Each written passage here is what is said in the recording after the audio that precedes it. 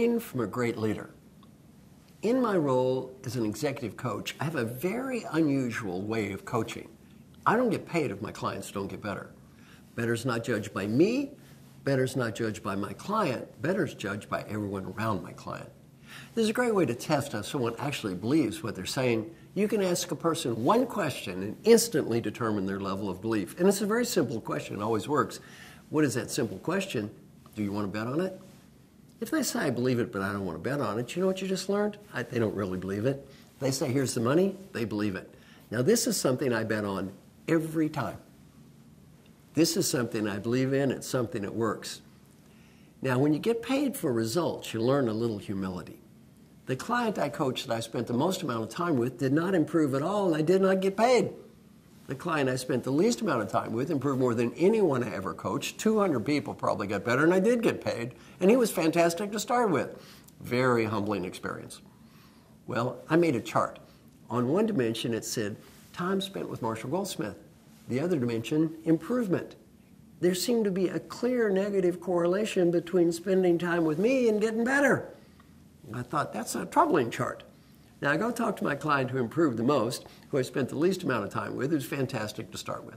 His name is Alan Mulally. Alan is now the CEO of the Ford Motor Company, CEO of the Year in the United States. Fortune magazine just said he was #3 leader in the world. He ranked only behind the Pope and Angela Merkel. So Alan is a pretty fantastic leader, and he's also just a great human being. So I go talk to Alan. I said, Alan, now of all the people I've coached, you improved the most. I spent the least amount of time with you. And you were great to start with.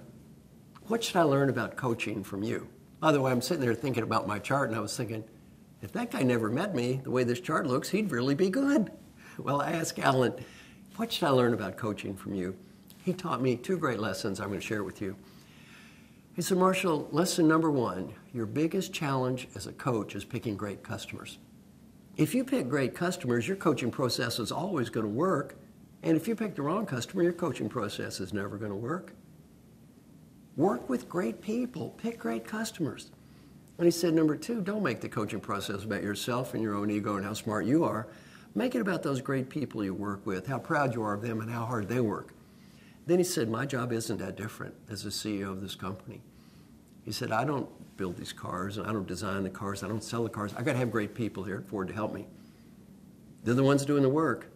And he said, every day when I drive to work, I tell myself, leadership is not about me. Leadership is about them. Well, these are some great learning points from a very, very great leader. And you know what? That applies in so much of our lives. Now, I'm going to ask you a question. Most of us never deeply understand these points. Have you ever attempted to change the behavior of a successful adult that had absolutely no interest in changing? How much luck did you have in those religious conversion activities? Now I'm going to ask you another question, a troublesome question, yes, an embarrassing question. Have you ever attempted to change the behavior of a husband, wife, or partner that had no interest in changing? And how's that working out for you? How's this one? Have you ever attempted to change the behavior of mommy or daddy who had no interest in changing? I was teaching my class at Dartmouth. The woman raised her hand. I said, who are you trying to change, mommy or daddy? She said, daddy. I said, what's old daddy's problem? She said, he does not have a healthy lifestyle. I said, how old is daddy? She said, 94 years old. I said, leave the old boy alone. I'm going to teach you a great lesson now for being a great coach. What is that lesson in terms of coaching adults? If they do not care, do not waste your time. If they do not care, do not waste your time. How much of our lives have been wasted trying to change the behavior of adults that do not care? And what is our return on that investment? Now I'm going to give you a great lesson for developing yourself as a leader. What is that great lesson? If you do not care, do not waste your time. If you're going to get better at anything, the motivation for your improvement is going to come from one and only one place. Where would that be? In your heart. If it doesn't come from in here, you won't do it anyway. So in terms of coaching others, if they don't care, don't waste your time.